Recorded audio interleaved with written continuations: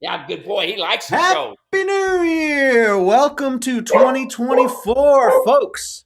We're only going to get one shot at 2024.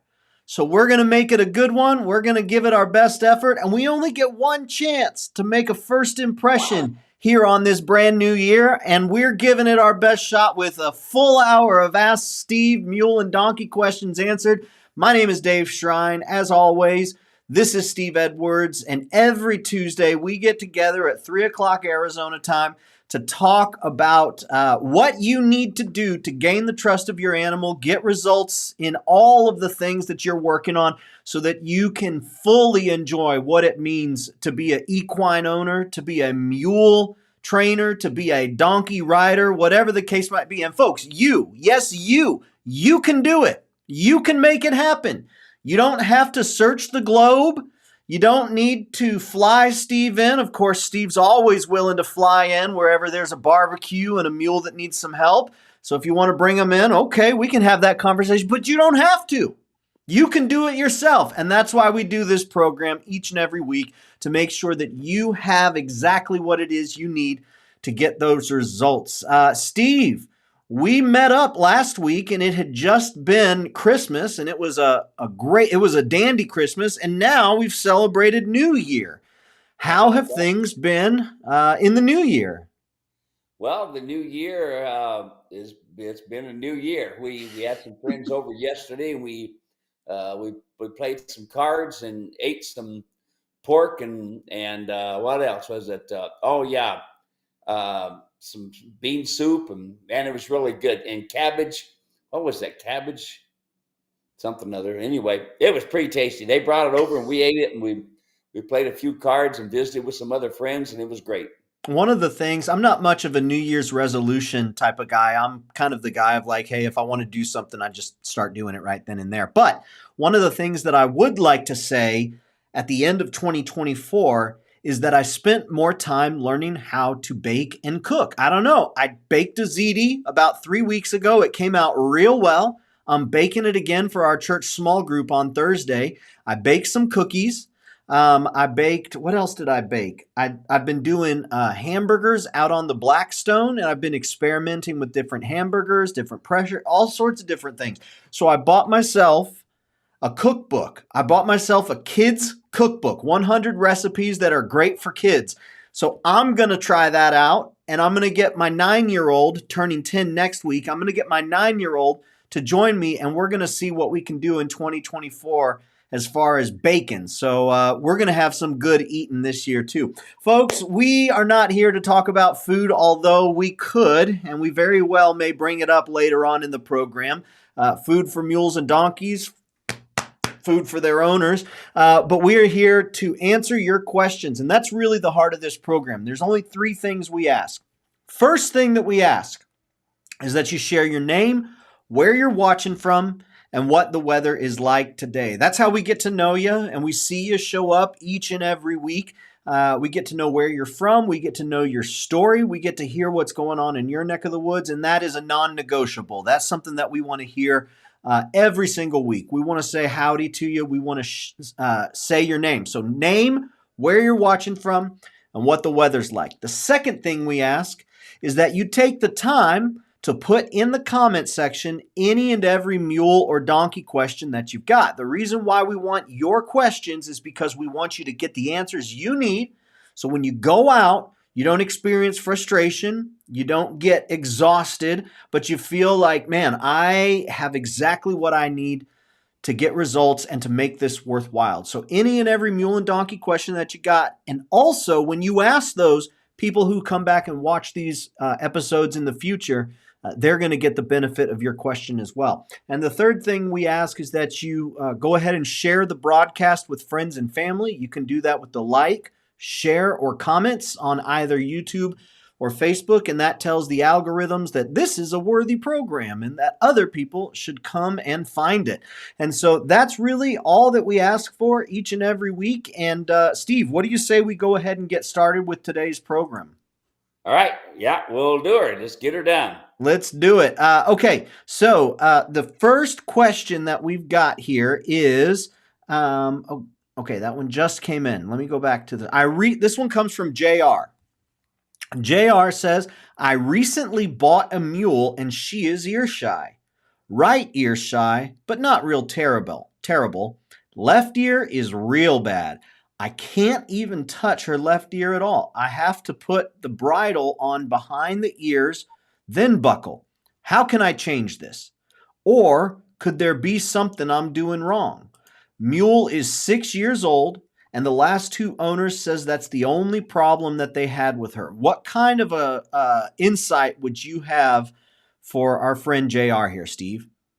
Okay, well, with every time there's a problem, there has to be a reason for it. And a lot of people kind of overlook that.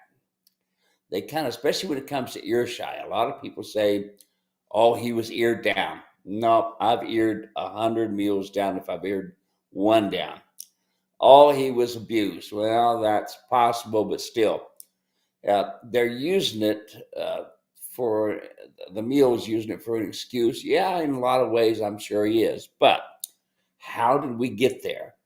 The majority of the time, the biggest reason is we put the bit on pre-adjusted. In other words, we've been putting it on the same way all the mule's life, and we never allowed the mule to show us what he's comfortable with. What I mean by that is, number one, the bridle is extremely important. Folks, don't buy these bridles where you snap on behind the ears. That's going to do nothing but create more problems with you later on. Believe me, been there, done that, seen it. Fix the problem, okay? Matter of fact, let's do this. Let's go ahead and just to loosen up the brakes on your vehicle and hardly have any brakes, but make your horn louder so you can tell people you're coming. Does that make sense to you? No. It's the same thing with this bridle. When you have a problem, fix the problem. Why ride? Okay? Why go through all the hate and discontent? Why do it? So here's what the problem is.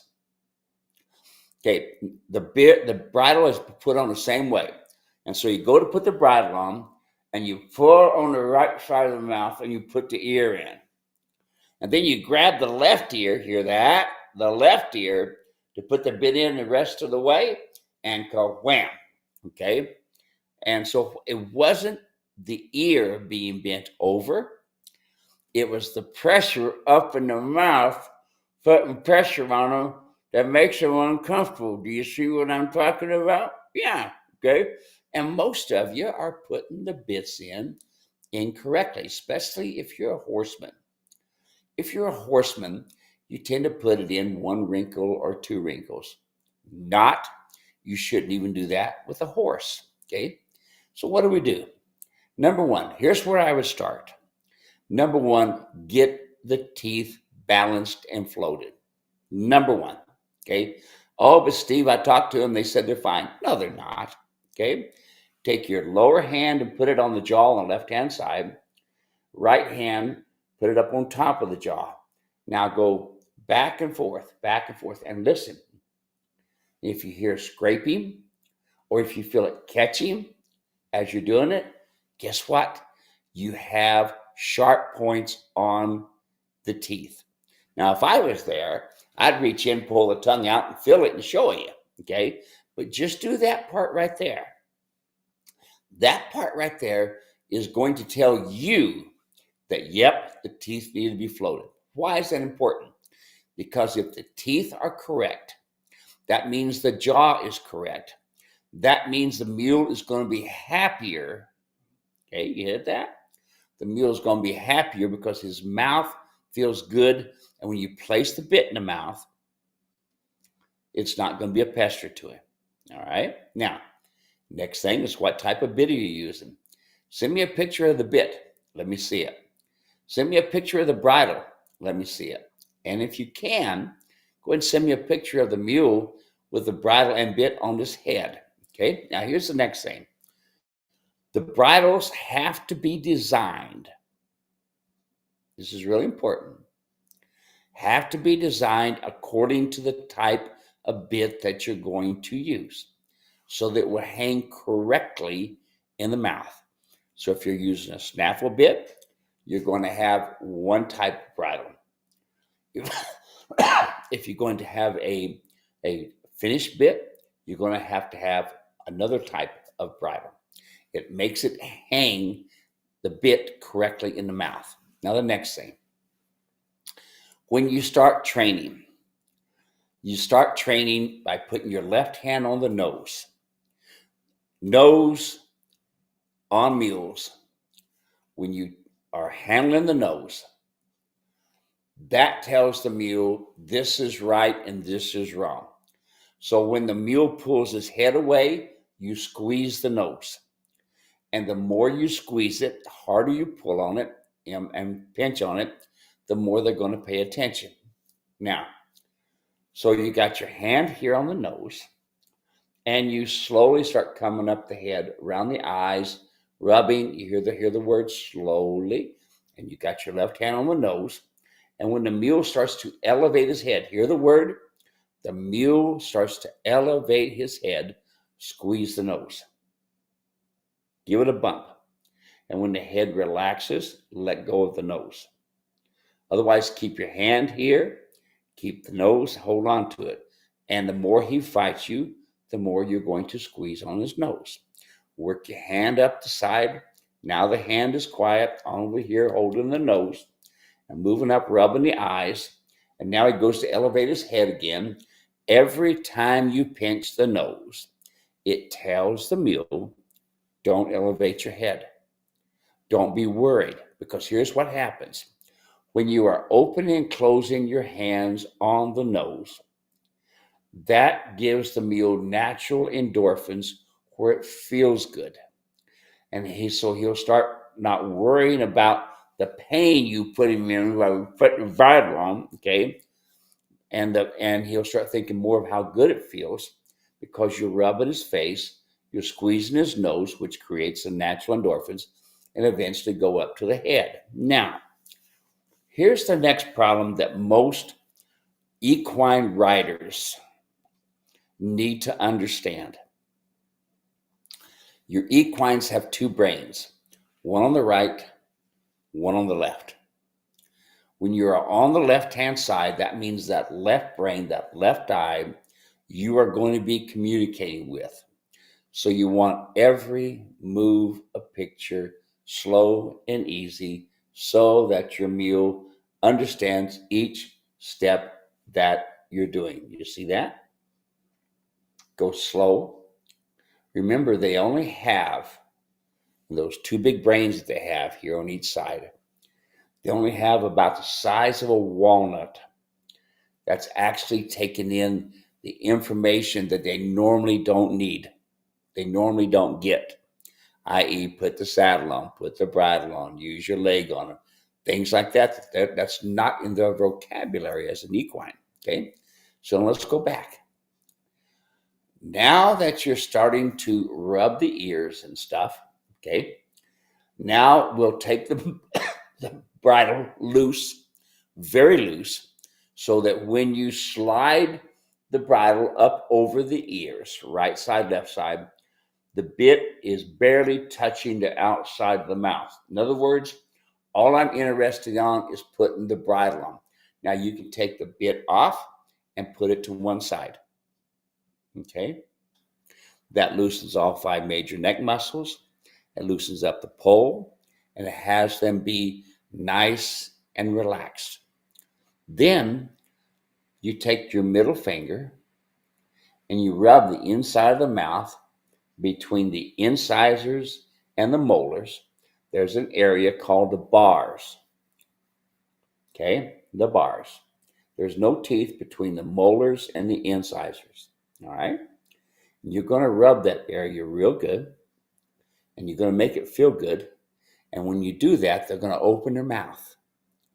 You're thinking, boy, that feels really good, rubbing on my bars like that. And you're rubbing it with the middle finger in there because it's your longest finger, but you're rubbing in there to make it feel good. That'll help encourage the mule to drop his head. That'll encourage the donkey to tip his nose to the left. When your mule and donkey drop their head, They loosen all 5 major neck muscles. They're relaxed. And then is when you put the bridle on. Here's the problem, folks. Most of you put a bridle on clear up here or clear over here. Instead of putting it on with the head is down, head turned to the left, and relaxed. Here's the problem. You're interested in only one thing is riding. Why don't you get interested in how the mule is relaxing? Why not think about the donkey, about his relaxation? Instead of hurry up and put the bit on and go riding, take your time. Enjoy putting the bridle on. Enjoy putting the saddle on. Enjoy sliding the breeching on. Stuff like that. Okay? Take your time. You don't have to train the mules like I've done all these years. You don't have to hurry up and go after the cows like I've done all these years. You bought the mule, you bought the donkey. Why? So that you can escape the world that you're in and go into another world, the world of the wearing the big hats and the boots and acting like somebody that's got a whole nother world.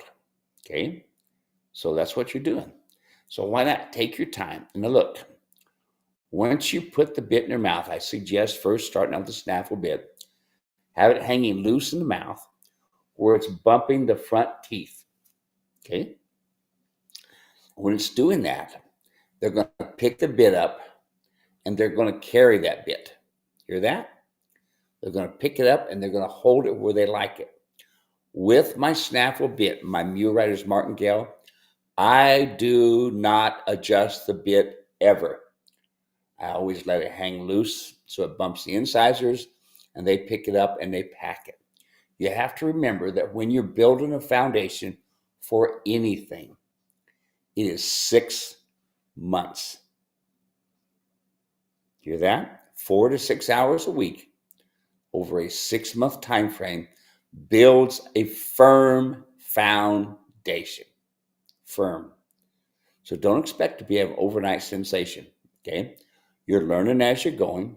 The mule's learning as he's going. So make every move a picture.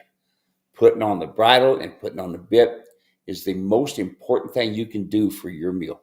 Okay? Very most important. Now, you go from a snaffle bit in about a 3-month time frame and you start switching over, going from a snaffle bit to a finish bit. The day you can, one-handed, pick up on the snaffle bit for a back up 2 steps, one-handed go to the right, one-handed go to the left, one-handed stop instead of 2 hands, because 2 hands is what? Direct reining.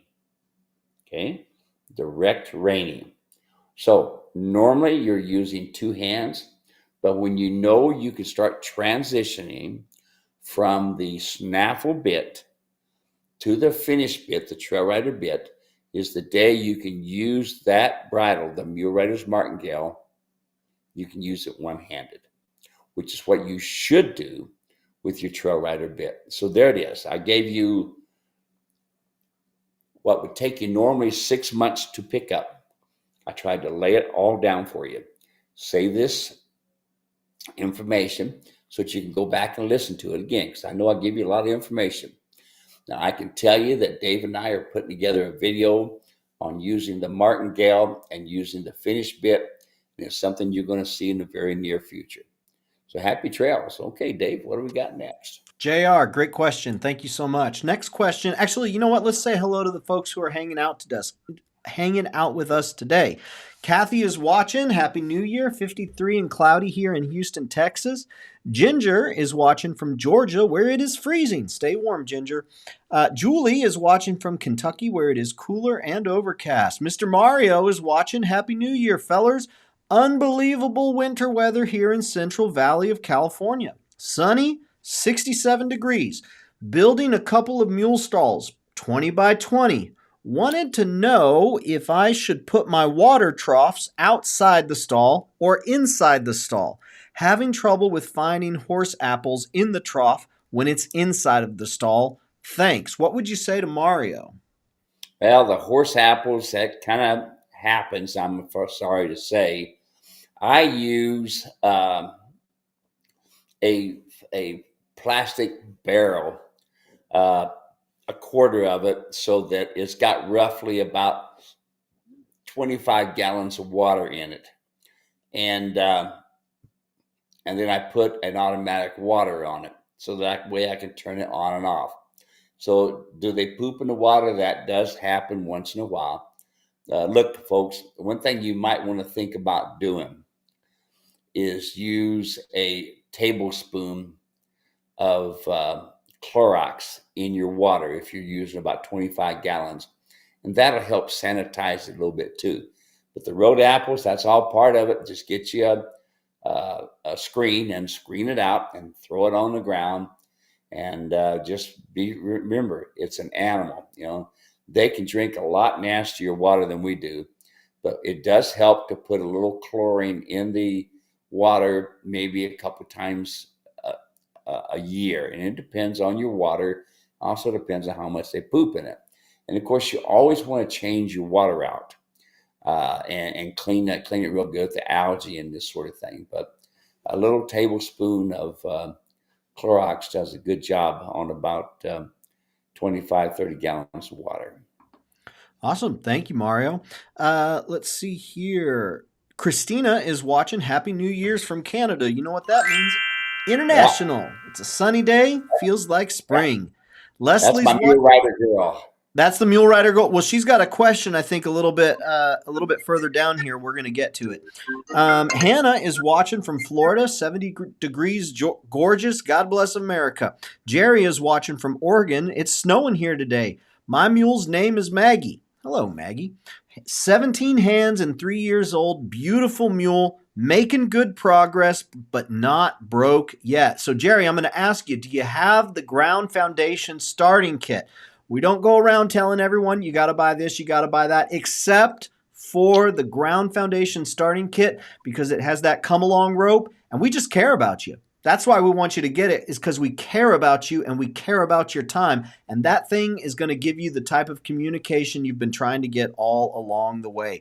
Mari is watching, 40 degrees in Winston, Missouri. Have a blessed new year. We will take that, Mari. Roger is watching from Milan, New York, 30 and clear. Carl is watching, 11 degrees this morning. Still waiting for snow here in Idaho. So they got the bitter. They're just waiting for the snow. Merlin is watching from northwest Minnesota. Always good to have you here, Merlin. 30 degrees and partly cloudy. Happy New Year to everyone.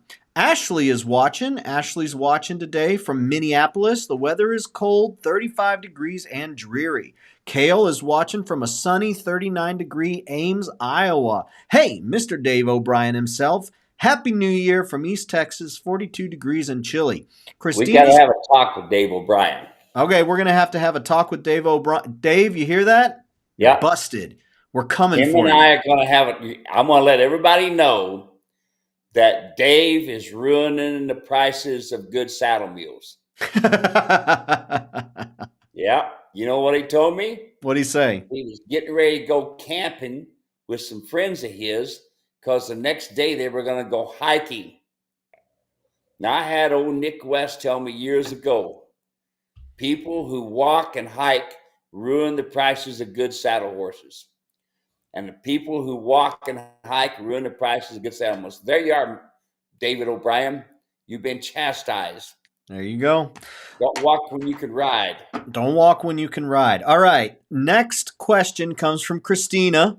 What are your thoughts on ponying a young colt at 1.5 years? Do you think it's a good exercise for them? Wonderful exercise. Absolutely fantastic. And remember, you want your come along foundation work to be good. Because when you wiggle the rope, you want them to stop. When you pick up on the rope, you want them to go. And when you wiggle the rope back and forth, right and left, you want them to back up. So that's very important, because your young horses, your young mules, and your young donkeys all are pretty frisky. And they will want to kind of get up and move it around. And when you get a rope underneath the tail of your riding animal, you may end up having a tough ride. In other words, they could go to bucking. So you want to make sure you have control. Very good control before you get in the saddle. Otherwise, great exercise as you progress. You can put your saddle pad on with your surcingle and your Britchen and lead them with that on there as well. It's a wonderful thing. And as you progress, you can put your come along on, your breeching, your surcingle, your saddle pad, and add your bridle on as well, and tie it back to the saddle pad, of the surcingle. So you can do all of that stuff, and to help them. Is it good to pony them? Absolutely great idea. Awesome. Thank you so much for the question there, Christina.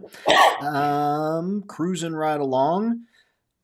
David Pengelly, a beautiful day here, but still muleless in Manchester, Georgia. So everyone keep on a lookout for a mule for David Pengelly. Rory is watching. I have adopted your recommendation on bridling and leave the bit hang. Both mules are perfectly content to pick up the bit. And that's something that Steve's talked about a long time. It took me a while to understand, but what he says, we talked about it earlier, what he says is, the mule will show you where he wants to pack the bit. Everyone talks about, 2 wrinkles or 3 wrinkles. And really, if you just let it set in there, they'll pick it up and they'll position it where they want to carry it, where it's most comfortable for them. So you don't have to get it stuck in there to where they have no ability to maneuver it. They will pack it. And you stumbled upon that, Steve. Didn't you accidentally forget to tighten it or something, and you found that the mule just packed it where he wanted it? Yeah, there again, David goes with the school of hard knocks. I've had this problem with this mule, and I just couldn't get him to pay attention. He wouldn't stop right. He wouldn't turn correctly. I beat myself to death for about 2 months trying to figure a way to get this mule to respond. And, as always, when I take a bridle off, I always loosen it up 2 to 3 notches. Let the mule take it off. Let the mule spit the bit out. And then when I put it on loose. I let the mule pick up the bit and pack it. And then on the finished bit, I adjust it to that spot. But on a snaffle bit, I don't adjust it. I let it hang loose. It bumps the incisors. It doesn't go past the incisors. It doesn't go past the incisors. Now on a jaw mule, you have what's called a wolf tooth, okay? A canine, I should call it. And that canine is going to bump on the canine. And on a molly mule, it's going to bump on the incisors, which are the front teeth. So going on with this, okay? You want the mule to pack the bit. Extremely important so that you got a comfortable mule. Don't worry about if he gets his tongue over top of the bit. What's going to happen is these mules aren't stupid. That bit is going to rub on the bars of their mouth, okay? And when it rubs on the bars of the mouth, it's going to make them uncomfortable. They'll put their tongue back underneath the bit to protect their bars, and they'll start learning to pack the bit. There you are. So how did I learn it?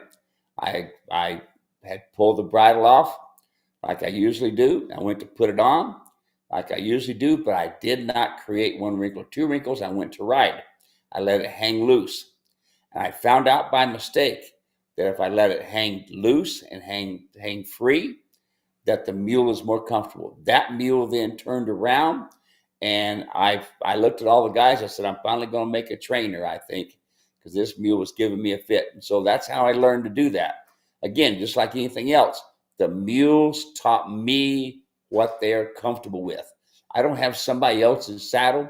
I don't have somebody else's Britchen or breast collar. I've got what I've designed from the mule. The bits and everything are my design, what I've learned from the mule. So if you truly want to help your mule, take my 50-some years and give it a try. Awesome. Thank you very much. Love hearing about that, Rory. Peter is watching from Vass, North Carolina, only in the low 40s, he says. Judy is watching from Gazelle, California, 42 degrees and a 25-mile-an-hour wind with rain. Oh, my goodness. Stay safe and stay dry.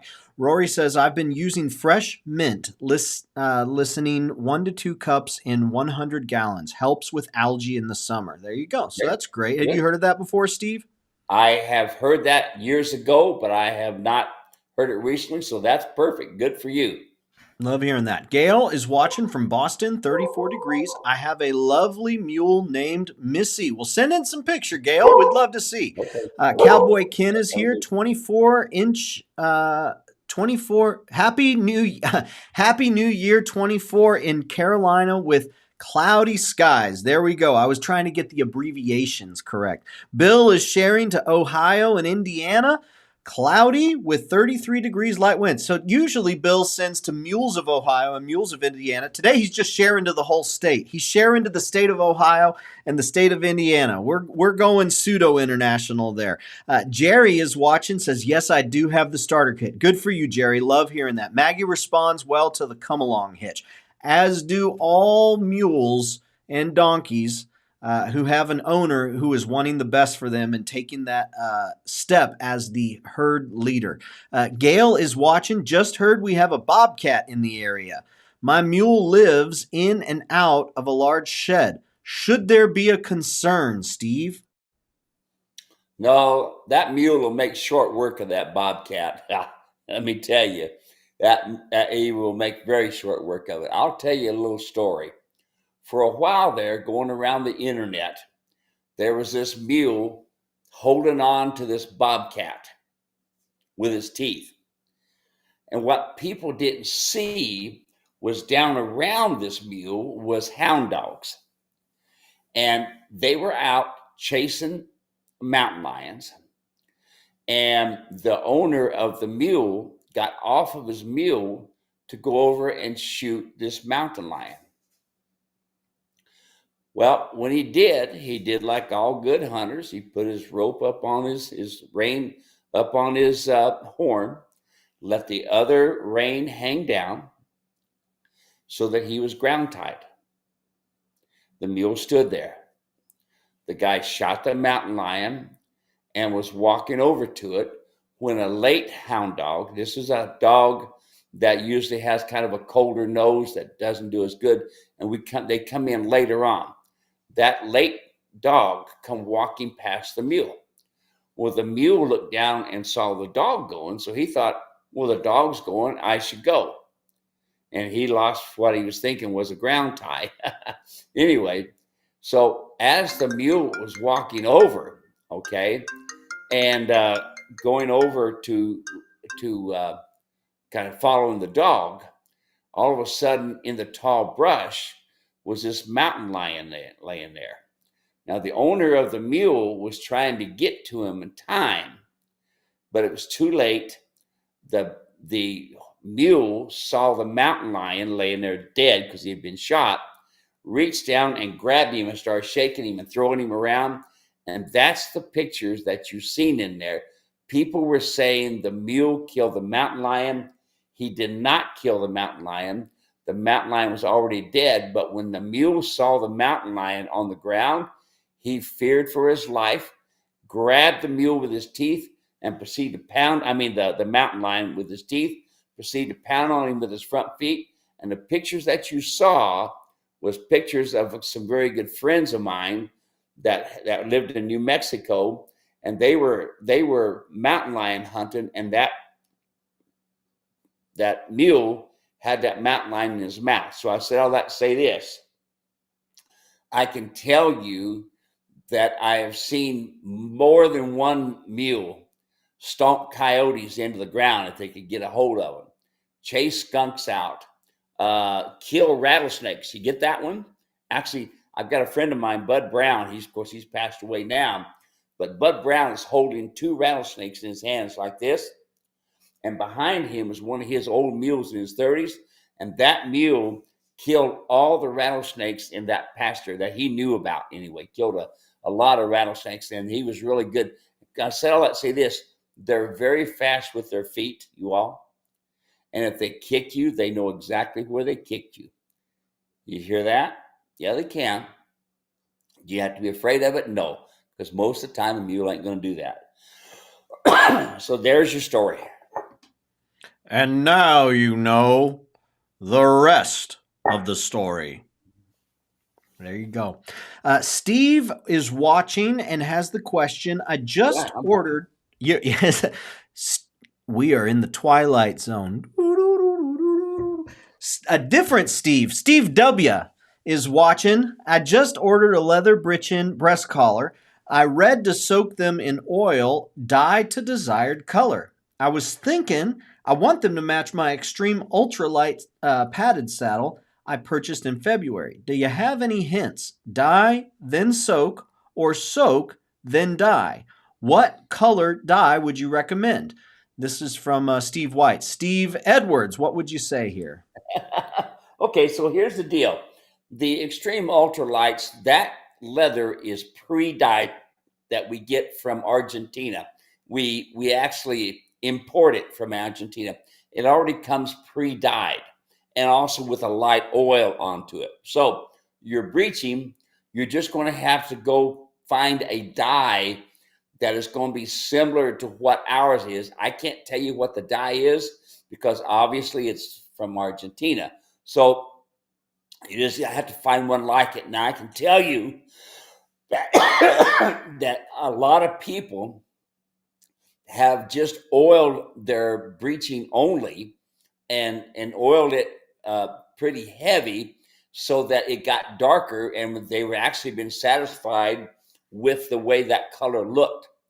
I never saw it. I just know they were happy with doing that. So there you go, partner. Awesome. Let's see here. Hopping back over to Facebook and YouTube. Judy. Judy is watching. Emmy, my mule is coming along with her come along rope slowly but surely. She has her whole life ahead of her at 9 months old. That's right. That come along rope, that's going to help them get the best life possible with you as the herd leader. Dave O'Brien says, sorry, Steve. I won't let it happen again. So there you go. We're making our points here. Jerry says she likes to switch her. Steve liked that. Jerry says she likes to switch her tail. It's like she's telling me, I know you're there. Am I correct, or is she saying something else? Now, what's happening now? Jerry, Maggie responds well to the come along hitch. Mm-hmm. She likes to switch her tail. It's like she's telling me, I know you're there. Am I correct in this, or is she saying something else to me? No, she's kind of saying, I don't like the idea of you having control of me, but she's responding anyway. So when they're switching their tail, it's usually because they're not very happy. Will she get over it? Yep. This iced tea's been making me cough here. I don't know what's going on with it. And it's only iced tea, too, you know? If we have any Seinfeld episodes out there, there's this episode where George gets this little line, and it's like, these pretzels are making me thirsty, and he just, like, overblows it. So you say, this iced tea's making me cough, and all I can think of, this iced tea is making me cough, or this iced tea is making me cough, or... Yeah. This iced tea. It's kind of a minty type iced tea that my wife made up for me, and it kind of bites me a little bit. Steve's like, oh, it's so good. It's so good. All right, let's see here. Jim is watching from Cootegal, New South Wales, Australia. Clear sky and a hot one at 34 degrees Celsius. We are super excited down under as my wife and my foals were born New Year's Day. They have been bred by David Scholl. Hey, there we go. It was my wife who was first interested in a mule and watching her research owning a mule.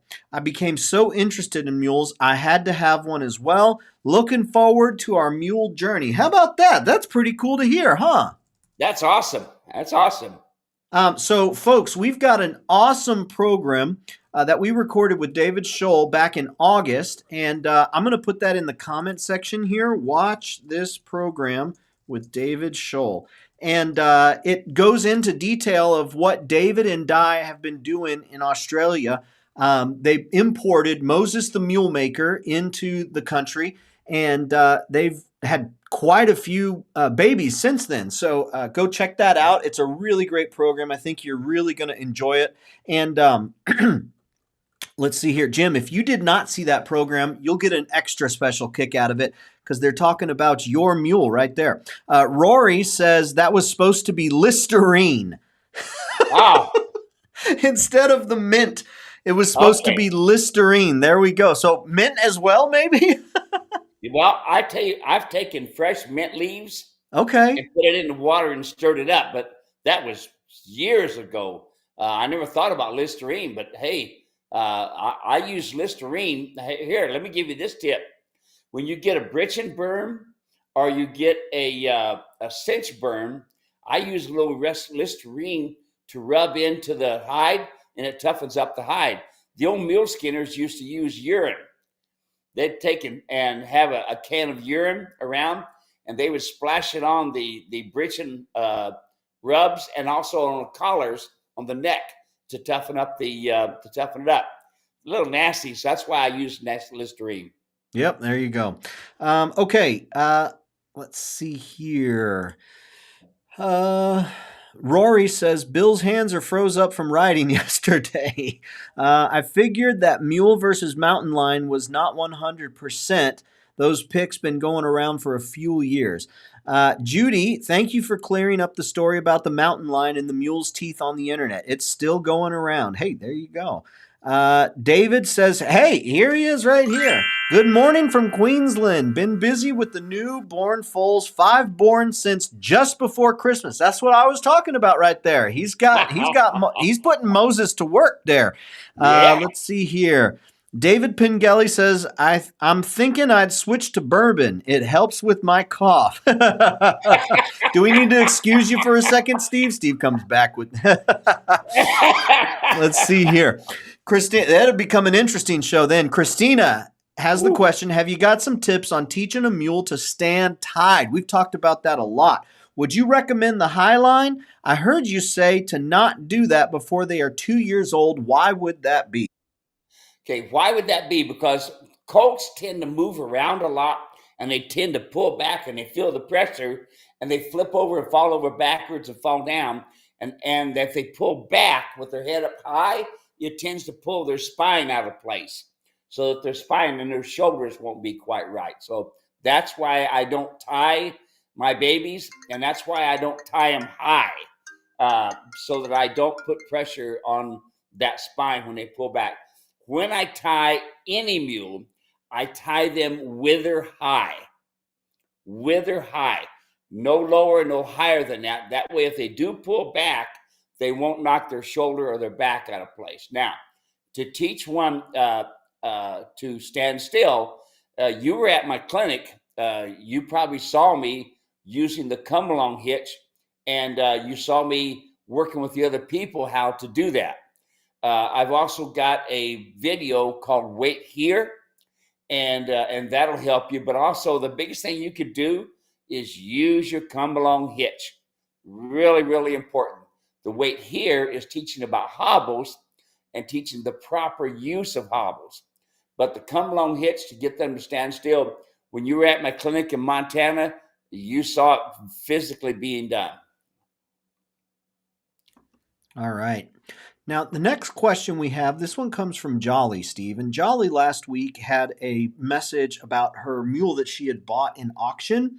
And she had this animal, big scars across her chest, no doubts accounts for reluctance to carry a rider. After reading your article, I'm wondering if there's any hope for rehabilitating her. So we talked about Jolly's mule. Jolly sent back and says, I watched you talk at length in a different video about not getting mules at auctions and kill pins. I remember you said, Steve, that if a mule bucks the rider off twice, you should put them in the kill pin because it won't change his attitude. Now, in his reply to me, he emphasized doing lots of groundwork and not focusing on riding. If I were to do that, could my Molly eventually be rehabilitated and not buck off a rider?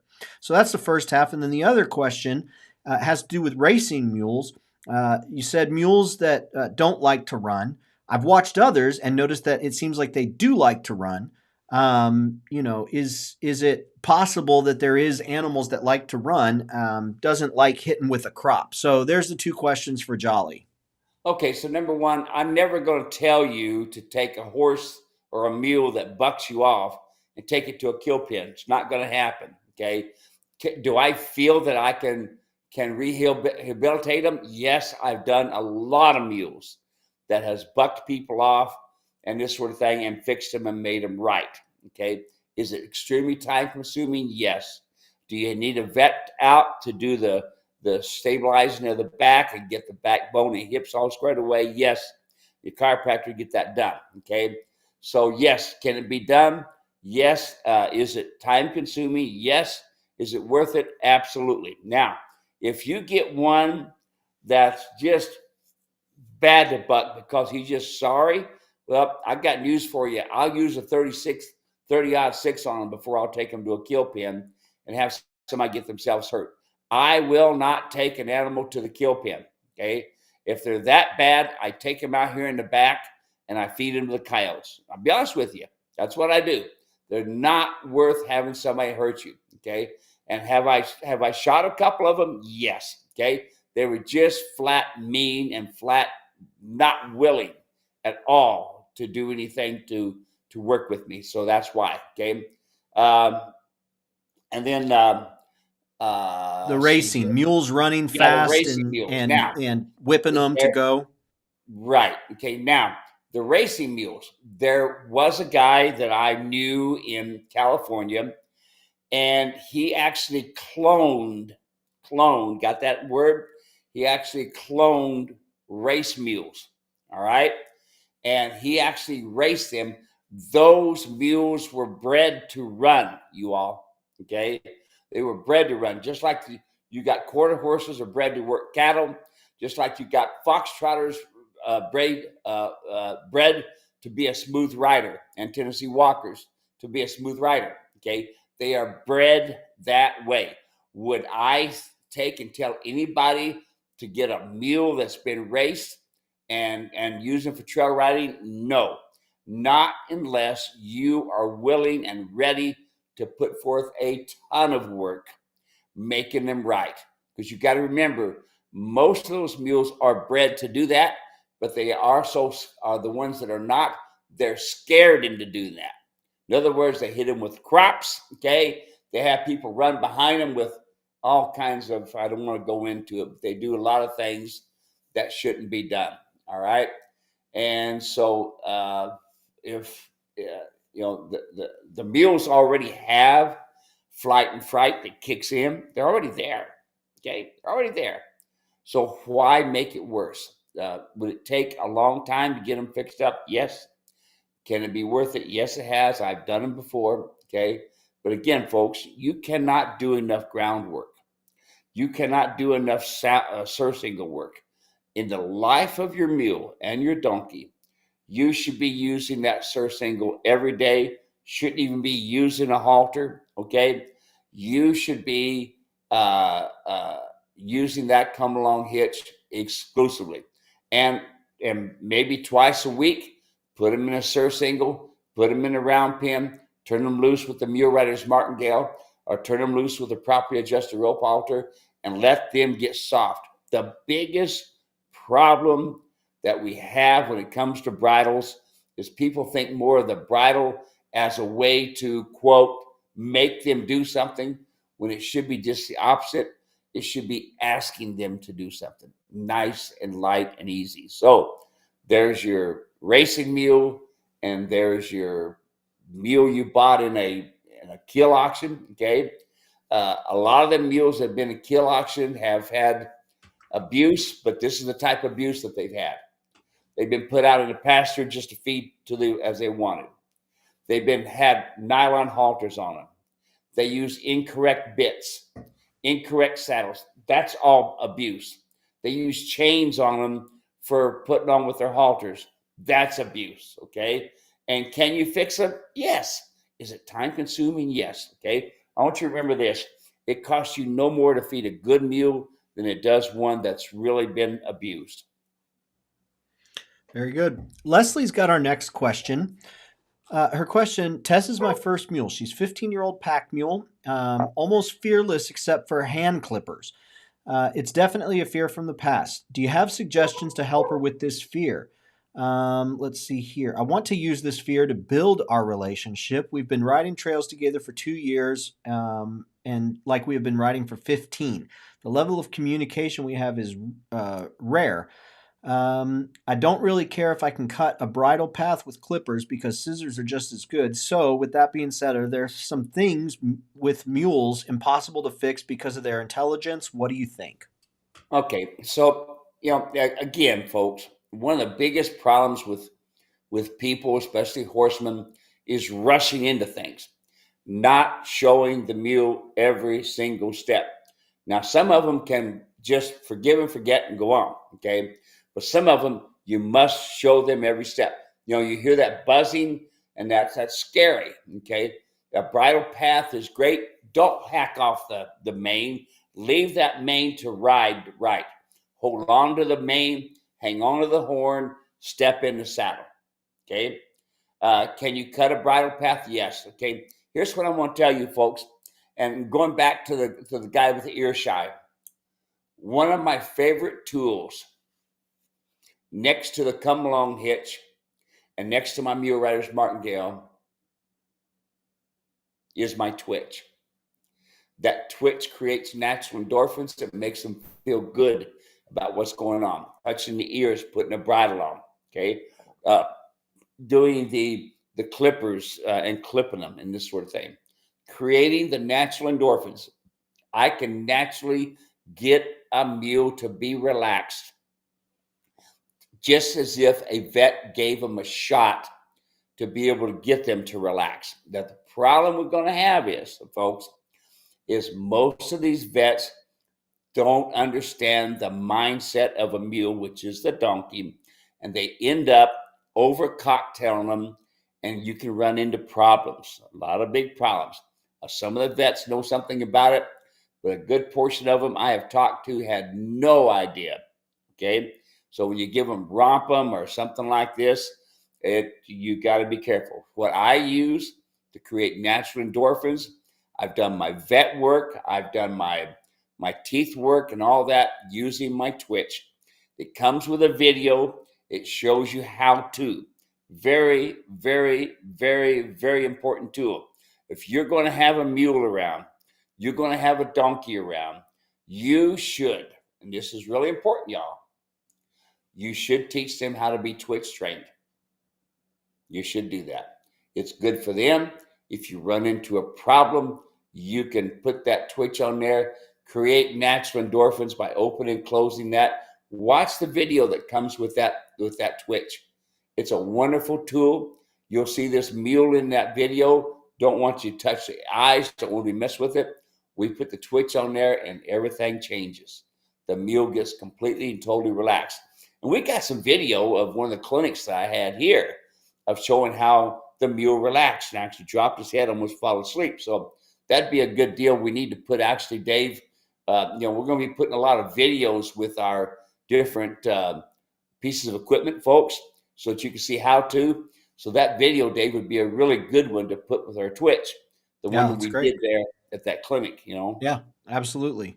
Thank you for the question, Leslie. Appreciate it. Let's see here. Hopping back over to Facebook and YouTube. Let's see here. I clicked a button. It went all the way back up to the top. So I'm scrolling back down. Okay, here we go. Kimberly says, I have a mule that likes to relieve himself in a stream. He will hold it the entire, that sounds like my 3-year-old. He will hold it the entire trail until we go to a stream for water. Is this common behavior or is this special? Or is my Ike special? No, it's pretty common. Just like this. It's kind of a fun thing to pull a joke on somebody when they're falling asleep and have a big pan of water and put their hand in the water. It'll actually make them want to go potty. I don't know about you all, but when I go to drink during a big glass of water during the summertime, especially, it ain't long after I got to go to the bathroom. But let's go back to this. All right, so no, it's not uncommon for them to want to poop in the water, to pee in the water. It's all part of things. Matter of fact, we call all the water we have here in mud tanks, we call it 50-50 water. 50% cow pee and 50% water. That's just what they do, folks. I'm sorry, but they're called an animal. and they can do things that you and I can't do. And that's one of them things, is to drink that water. Yeah. Awesome. Let's see here.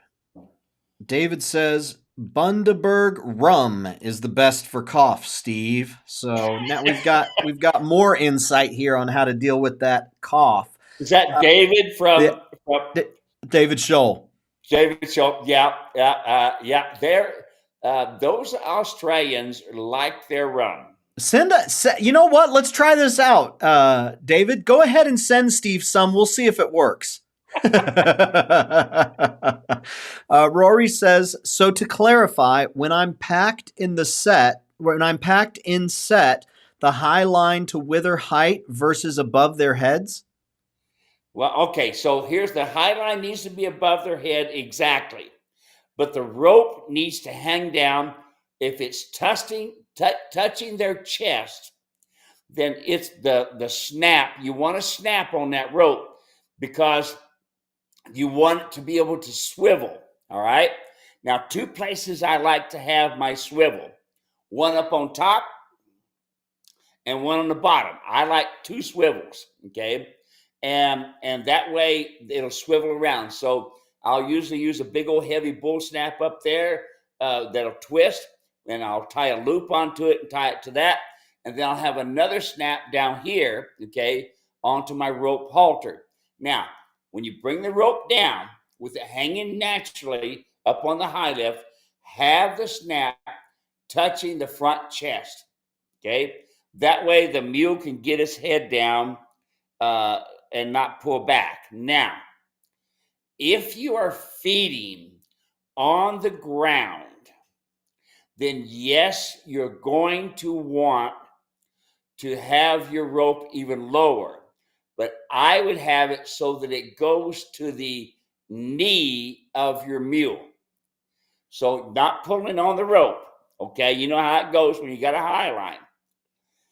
You take and just have just enough weight to where it's hanging naturally, have it touching the knee.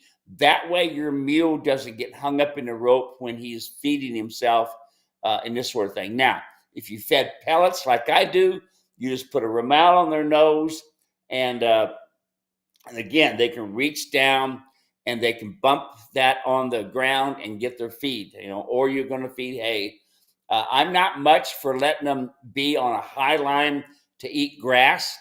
If I'm going to have them be out on a high line or be out on a line and I'm back in the mountains and I'm going to have them graze, which is a rare thing that I have done, but I will do it back in the mountains when I am back in there several days. Okay.